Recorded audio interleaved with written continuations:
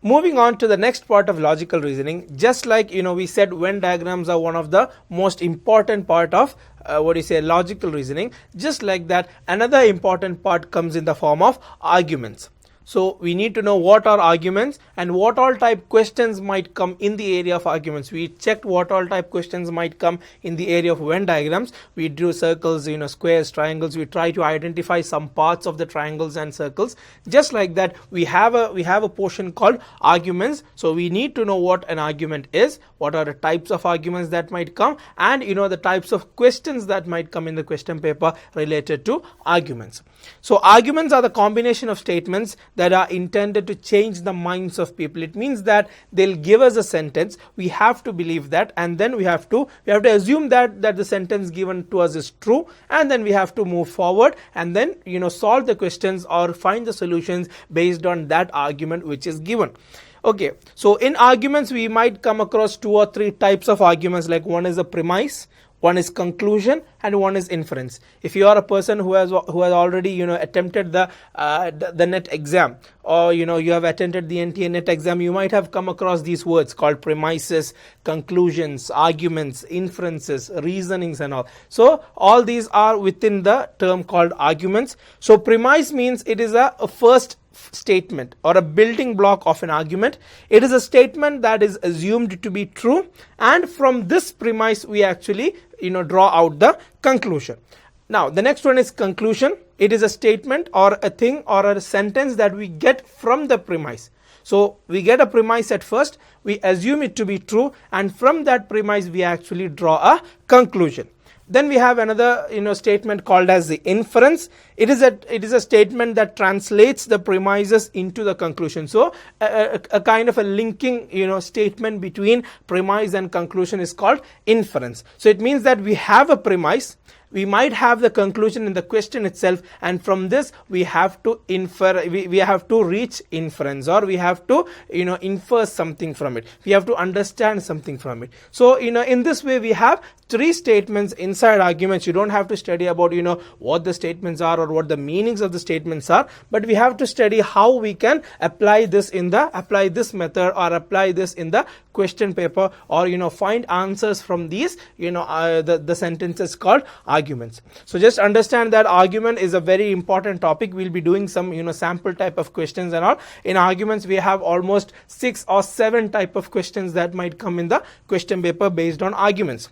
In Venn diagram we said there are mainly 2. We have circles and non-circles, and in arguments we have almost 7 type. All of them are more or less similar, but they are different. They are similar but they are not identical. They're not the same, but just minor differences. So more or less similar. So we have 6 or 7 types of argument questions that might come in your question paper. So we'll be dealing with each type with the examples or some sample questions along with it.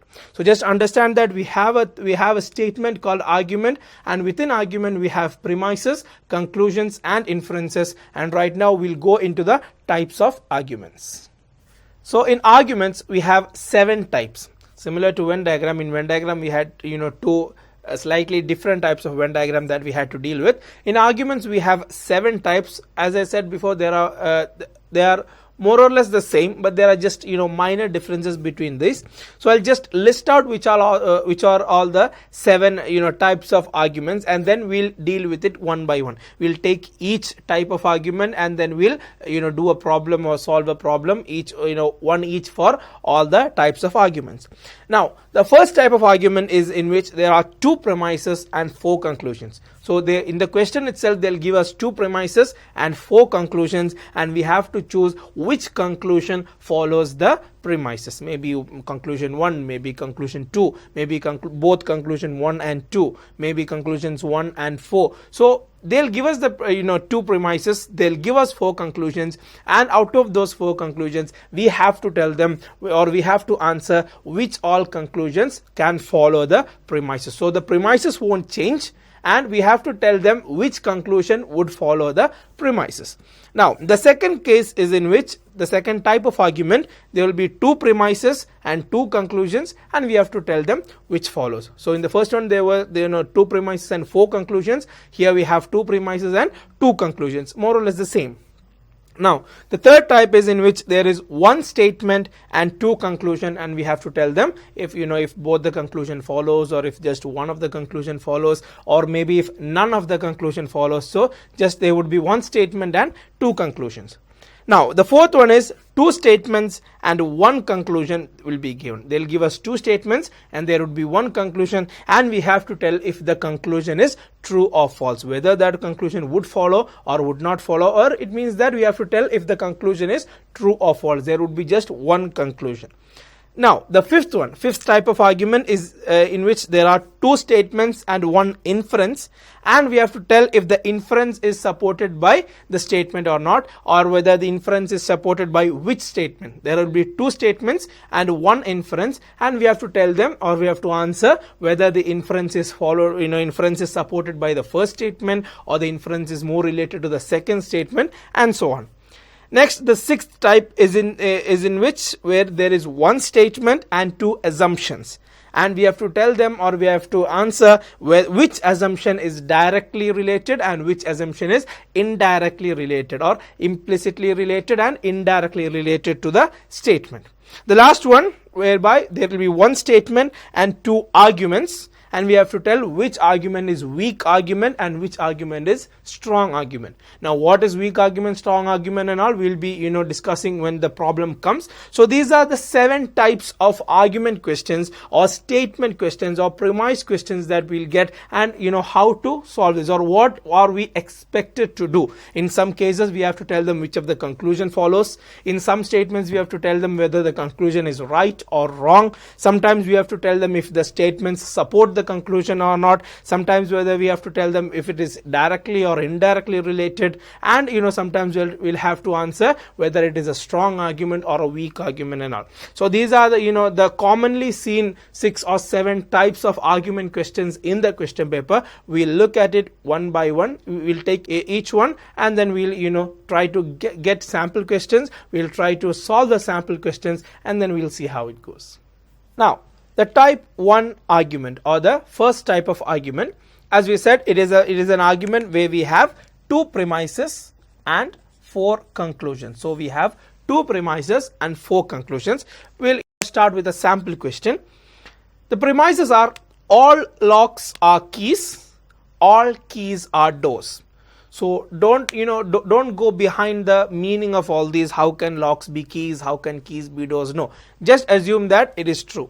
Okay, so all locks are keys, all keys are doors, and the conclusion is given as all locks are doors, all doors are keys, all doors are locks, some doors are locks. So that is a premise, those are the conclusions, and then the answer options are given. All follows, only 2 and 3 follows, only 1 follows, and none of these. So 2 premises. In the conclusions there are 4 conclusions, so that is the question part, and then we have 4 answer options from which we have to choose. So now we have to, here it is a combination of argument as well as Venn diagram. Venn diagrams can be very helpful here. So we can start by drawing a Venn diagram. This is just like a combination question of argument as well as a Venn diagram. So here we have to know how to draw Venn diagrams. That is the first important thing. So I'll give you just some tips and tricks of how to draw a Venn diagram. Here the first sentence is all locks are keys. So I can just write it as all locks are keys. So this is the first Venn diagram, or the first statement that is given, first premise that is given in the question. So while drawing for a statement like this, while drawing for a premise like this, what we can do is the word that comes just after all. Just understand that the word that comes just after the word all means that this will be the smaller circle. This means that we can draw the diagram like this. All locks are keys. It means that locks will come inside keys. So that is just like a tip or a trick that you can use. If you actually think about this statement, if you actually reason about this statement, you can see that you will come up with a diagram like this. But this is just a trick, without going into further thought or without wasting much time, you can definitely draw the diagram like this. If it is said that all A's are B's, all A are B, we can immediately draw A as a small circle and B as the bigger circle. So this we can draw only because there is a term called all. Sometimes you can get a term like some. Sometimes you can get a term like no. So those are all different diagrams. Here just understand that if the word all comes, you can definitely draw this word which comes just after all as the smaller circle and the last word as the bigger circle. So that was just an example of how to do a Venn diagram when the word all comes. So here also we have a word called all. So all locks are keys means this one would be the smaller circle and this one would be the bigger circle.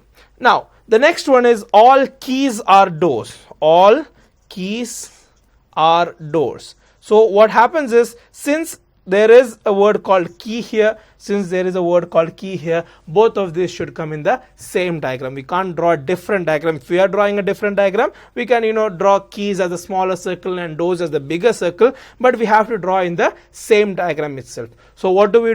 We know that if the word all comes, keys should be the smaller circle and doors should be the bigger circle. So we can draw a door diagram just above keys. So this would be a type of diagram that you would get from this premise. So we have all locks are keys, we have all keys are doors. So we have a diagram like this also. Now the main point is to understand this diagram. All locks come under keys and all keys come under doors. It means that all locks also can come under doors, right?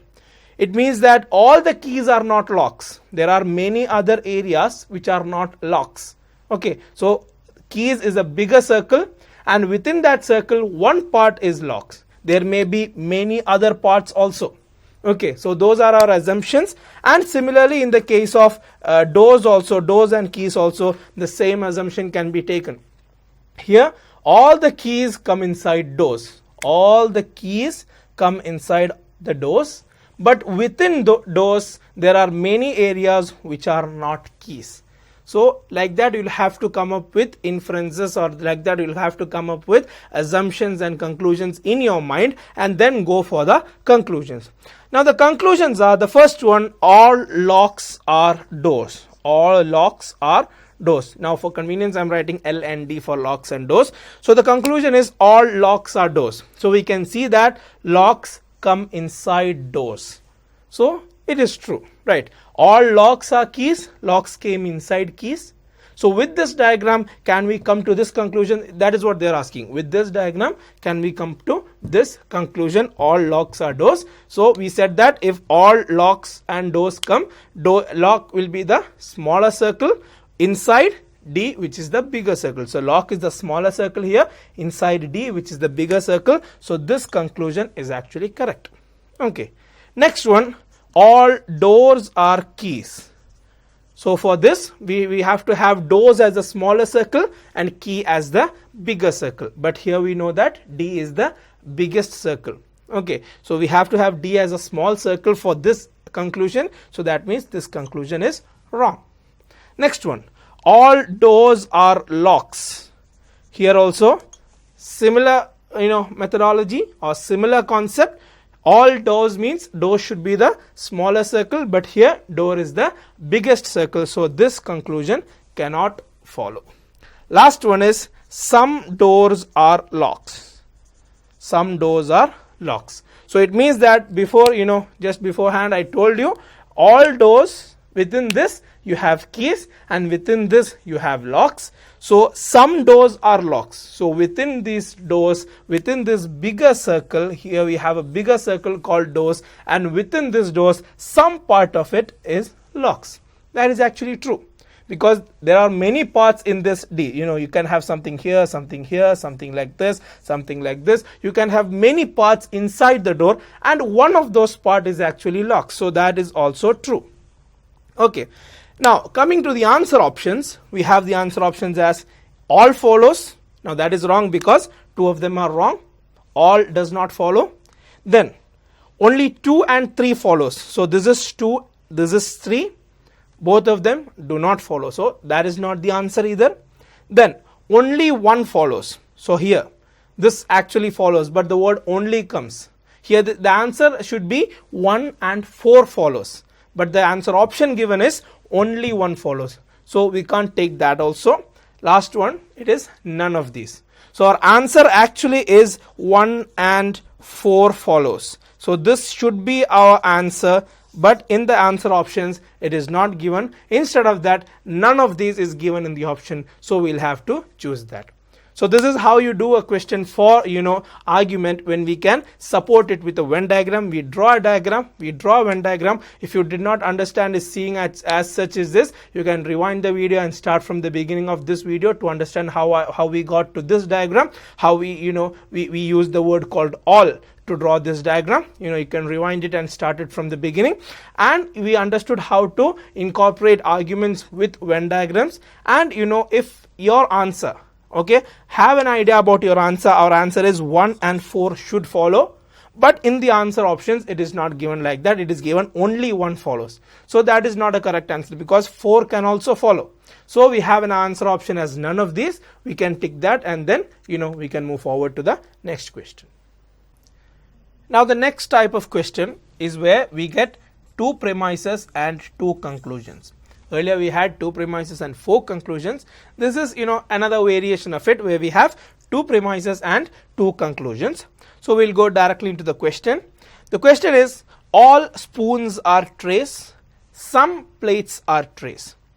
And the conclusion is given as, all spoons are trays, some trays are spoons. So we have the the answer options you can see on a screen. We have only 1 follows, only 2 follows, neither 1 or 2 follows, both follows. So we have all the answer options here. So look, either 1, only 2, then neither 1 or 2, both 1 and 2. So we have all the possible answer options here, and we have 2 premises and 2 conclusions. Now we have to start drawing the Venn diagram. So the first statement is, all spoons are trays. So this is the first the first premise. Okay, so just like the previous problem, we know that the word all came. So just after the word all, we have spoons. So spoons will be the smaller circle. So we have spoons here and we have trays here. This is how you go. Okay. Now the next premise is, some plates are trays. Some plates are trays. So some means, here we have some. The word some means this plates and this trays. So we have 2 elements here, plates and trays. Some means some part of both should intersect with each other. You can have a diagram like this. Okay, you can maybe have a diagram like this also, because there should be a common part in both, which there should be a common part where both have the same, where both should intersect with each other. So this is the most common diagram of some. We have some plates and we have trays. So we have this part. So some plates are trays. So this is a common area where we can draw, or a common diagram that we can draw for the word called sum, the common Venn diagram that we can draw for the word called sum. So that itself we can apply it here. Some plates are trays. So we already have a Venn diagram for trays. We can actually draw another diagram for plates. So this is the area where we can say it as some plates are trays. Okay, and we have all spoons are trays, we have some plates are trays. So the diagram is complete. Okay, now the conclusion is, all spoons are trays. All spoons are trays. So what happens is, this is a very easy conclusion because it is already given in the premise. The premise is a statement which we should consider it as true. It is already true. So this is already given in the premise. It is again given in the conclusion. So all spoons are trays. All spoons are trays. So from the conclusion itself, from the premise itself, the conclusion is given. Imagine a premise is given. It is a tiger. And the conclusion is also given. It is a tiger. That means it is true. Both are the same thing. So this is correct. This conclusion is correct. Now the next conclusion, some trays are spoons. Some trays are spoons. So this is also just like the previous problem. We have a bigger circle called trays. We have a smaller circle called spoons. So within this trays, within the bigger circle, some part of it or a small part of it is spoons. It is true because within this bigger circle there may be many parts, and from those many parts, one of the part is spoons. So that is the conclusion. So we have to check whether this conclusion is correct or whether this conclusion is wrong. So some of the trays in the bigger circle, some of the trays are spoons. So this is also correct, because within this bigger circle, some part of it or one part of it is spoons. So we have, this is the first conclusion. This is the second conclusion. We have to have the answer as 1 and 2 follows. That means that both 1 and 2 follows. So within the answer options, you can see that only 1 follows. No, because 2 also follows. Only 2 follows. No, that's also not the right answer, because 1 follows. Neither 1 or 2 follows. No, the answer is both 1 and 2 follows. We have the option D, which gives us that both follows. So that the answer option is 1 and 2 follows. The third type of problem of arguments is where we have one statement followed by 2 conclusions. So we have one statement followed by 2 conclusions. So we have to say which of these conclusions would follow the statement, which of these conclusions would be true with regard to the statement. If maybe only 1, maybe only 2, maybe neither of those follows the statement, maybe both of those follows the statement. So we have to have an answer about which of these conclusions actually are true, or which of these conclusions follow when regarded to this statement. So we'll go to the example right now. The statement given is, this man can't succeed because he is not truthful. So that is a statement. A man, he can't succeed because he is not truthful. So the conclusion given here is, those who can get success are truthful, and all truthful persons succeed. So these are the 2 conclusions that is given here, and this is the statement. So this also we have to think logically. There is no Venn diagram for this, there is no other ways for this. Just we have to think logically about how to answer this question. So the question here is, this man can't succeed because he is not truthful. So it is given that only if a man is truthful, he can succeed. That means that every successful person will become truthful, but the opposite might not be true. All truthful persons might not succeed. The only thing that is being said here is, if you want to succeed, then you have to be truthful.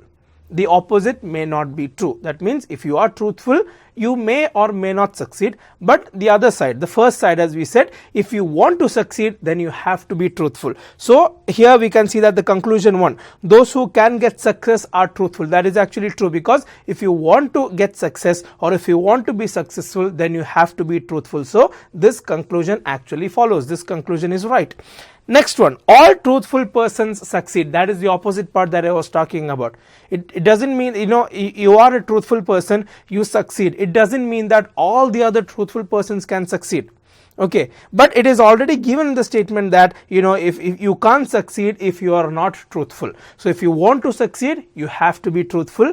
But the opposite side, if you are truthful, doesn't mean that always success will be on your part. So all truthful persons succeed. This is actually, it might be true, it might not be true. It does not fully follow the statement. So the first conclusion, we can say that it fully follows the statement. So we actually have 4 options here. The first option would be correct, because only the first conclusion follows the statement.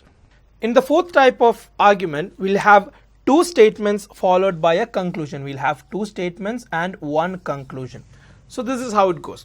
So we'll have 2 statements, 1 conclusion, and we have to say that whether this conclusion is true or whether this conclusion is false, whether it is probably true, probably false. So it will be there in the question, what we have to find out. So the first statement is, our assistant is not old enough to vote. Our assistant has a handsome personality. So these are the 2 statements. And the conclusion given is, our assistant is a boy under 18 years of age. So the first, it is given as not old enough to vote. So this is the first thing, not old enough to vote. Second thing is given as has a handsome personality. So this is the thing. So here one thing we have to understand, is we have to follow this as it is. As we said before in the previous questions also, we have to assume that all these are generally accepted statements. And the conclusion given is, our assistant is a boy under 18 years of age. A boy under 18 years of age. So we have to say whether this conclusion is, the option is if the conclusion is definitely true, if it is probably true, it is probably false, or it is definitely false. So those are the options that we have.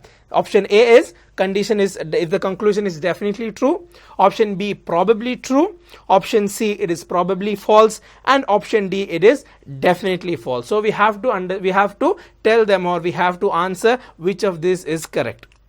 Now the first thing in the conclusion is this thing is a boy. So where did we get the boy from? So as we said, we have to just follow this. The boy has come from the word handsome. Handsome is a word that is commonly used for males only.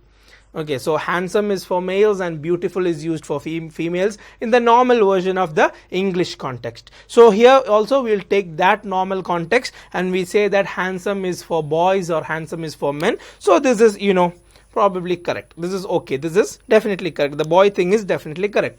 Now the next thing is under 18 years of age. Where did they get this from? Under 18 years of age, they got it from this statement, which means that it is he or she is not old enough to vote. So what happens here is this may be correct, may be wrong, because in India the age for voting is 18.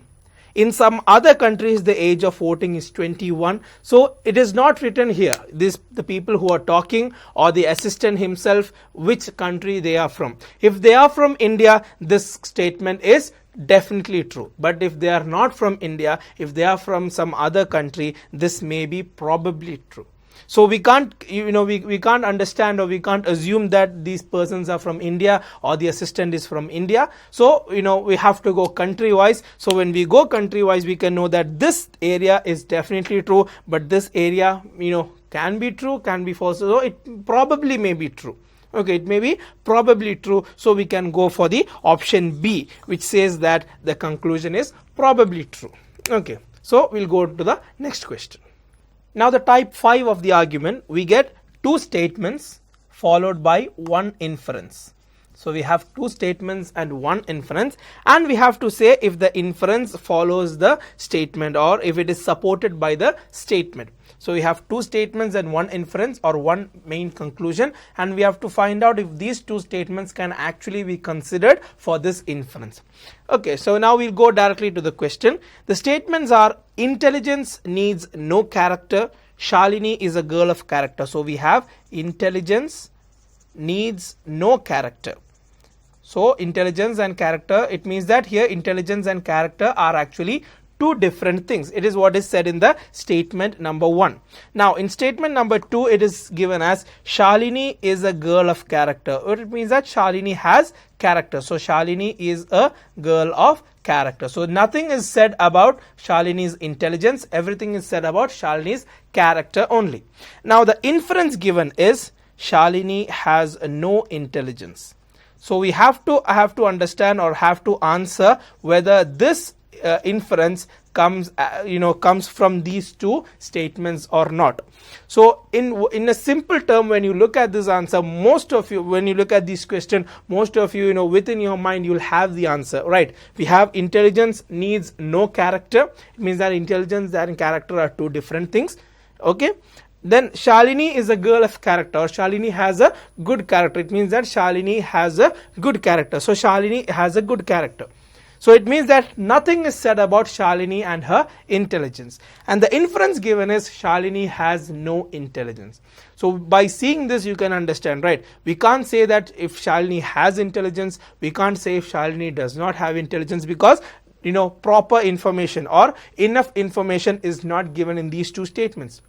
So we can say that for this inference, these two statements are not enough, or none of these statement follows. You have the options as if the inference is supported by statement 1, if the inference is supported by statement 2, if the inference is supported by both the statements, and if the inference is supported by none of the statements. Okay, so within this you can say that this inference is supported by none of the statements, because this information is not enough. We need a concrete information or a concrete diagram. We can actually represent this in a Venn diagram also. See, this is intelligence and it is said that intelligence needs no character. So both of these do not have any any relation. Intelligence is different, character is different. Now Shalini is a girl of character. So within Shalini we have, she has a character. So if we take this diagram, it is true. If we take this diagram, we can say that Shalini has no intelligence because Shalini and intelligence are different. But we can also draw another diagram. See, we have intelligence, we have character, okay, and it is just said that Shalini is a girl of character. So we can draw Shalini like this also, where she has character as well as intelligence. So it means that this diagram, if we take this diagram, it is actually correct. And if we take this diagram, it is wrong. So what this means is we need a concrete diagram for this statements to support the inference. We don't have a concrete diagram. We have one diagram in which it can be correct and another diagram in which it can be wrong. So it means that we don't have enough information within these two statements to support the inference. It means that these two statements do not support the inference. We have the option D as the correct answer, because in D it is said that it is supported, or the inference is supported by none of the statements. We do not have a concrete information. We do not have enough information within these two statements to say that it supports the inference completely. It supports the inference without any doubt. Okay, so we don't have that much of information. We have one information where it can be true, we have another information where it can be false. We cannot say for sure. So because of that, we can say that these two statements do not support the inference. So in the next type of argument, we have one statement followed by two assumptions. We have one statement and two assumptions, and then we have to find out which assumption is directly related and which assumption is if it is directly related or indirectly related. So we have the statement here. We have two assumptions and we have the answer options. Statement is go by aeroplane to reach Delhi from Chennai quickly. Then we have one assumption, Chennai and Delhi are connected by aeroplane. And the second assumption, there is no other means of going from Chennai to Delhi. The options are only one is implicit or only one is a direct one. Only two is implicit. Both 1 and 2 are implicit, or neither 1 or 2 are implicit. So we have to we have to read this statement, we have to read these two assumptions, and we have to check which of these is directly related or implicitly related. Implicit means directly related, or it is within that assumption itself. It means that which of these is implicitly related or directly related. Okay, now we'll start with the statement, go by aeroplane to reach Delhi from Chennai quickly. So it means that you can use an aeroplane to reach Delhi quickly from Chennai. Now one of the assumption is Chennai and Delhi are connected by an aeroplane. So it is true, because it is written here you can go by aeroplane to reach Delhi from Chennai. It means that from Chennai to Delhi there is an aeroplane service. So this is directly related. It is true. By reading the question itself or reading the assumption itself, you can come to the conclusion that this assumption is directly related, because it is said that go by aeroplane. You can go by aeroplane means there is a connection from Chennai to Delhi through aeroplane. Now the second assumption is there is no other means of going from Chennai to Delhi. So is that true? It says here go by aeroplane to reach Delhi from Chennai quickly. So why are you using an aeroplane? Because you need to reach Delhi from Chennai quickly. So if you don't want to reach quickly, there are many other means of transport that you can use. So there is no other means of going from Chennai to Delhi. This statement is actually wrong, because why are you using aeroplane? Why are you going by aeroplane? To reach quickly. So if you don't want to reach quickly, there are many other means of going from Chennai to Delhi. So this assumption is wrong. So it means that we have our options: A, only 1 is implicit; B, only 2 is implicit; C, both 1 and 2 are implicit; and D, neither 1 or 2 are implicit. Here we have that this this option called 2, or this assumption called 2 is not implicit, only 1 is implicit. So the answer is answer option A, whereby we know that the Chennai and Delhi are connected by an aeroplane because of this statement, go by aeroplane, and there is no other means it is wrong, because we are using an aeroplane to reach Delhi quickly. If you don't want to reach quickly, there are many other means of transport. So in the last type of argument, they have given us one statement followed by two arguments. Okay, so there is one statement and there are two arguments, and this is not about whether this argument is correct or this argument is wrong, or whether this argument follows this. We have to tell which of these arguments is weak and which of the argument is strong. So strong argument and weak argument. Strong argument means they are very important and directly related to the statement, and weak argument means that it is of a minor importance and they are not directly related to the statement, or just somewhat directly related to the statement. Okay, so we'll dive directly into the question.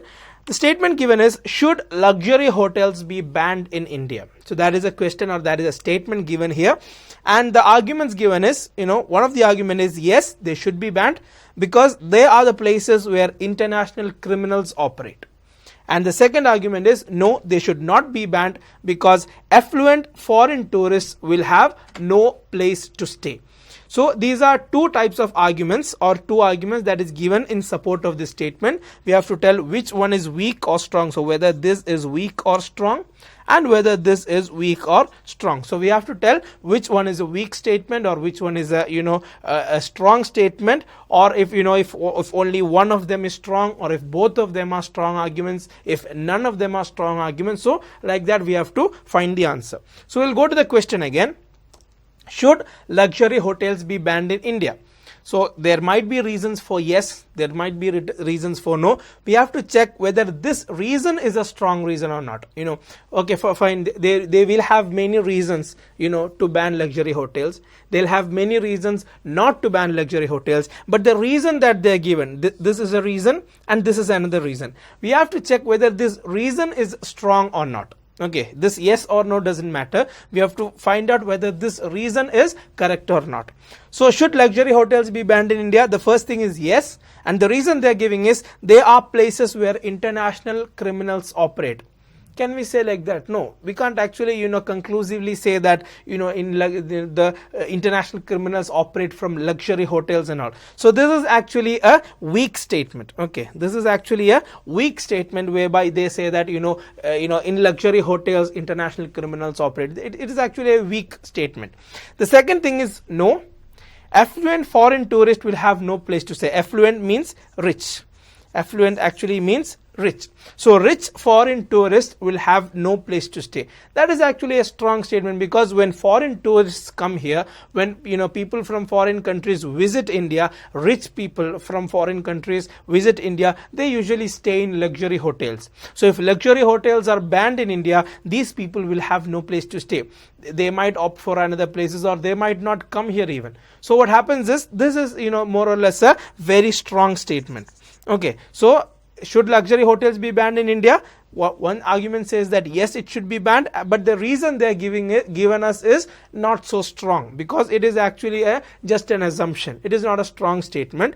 But the second argument, no, it should not be banned because rich foreign tourists will have no place to stay. That is actually a very strong statement. So the option here is only argument 1 is strong, only argument 2 is strong, arguments 1 and 2 neither are strong, or if both arguments 1 and 2 are strong. Here we know that only argument 2 is strong, so B will be the correct answer.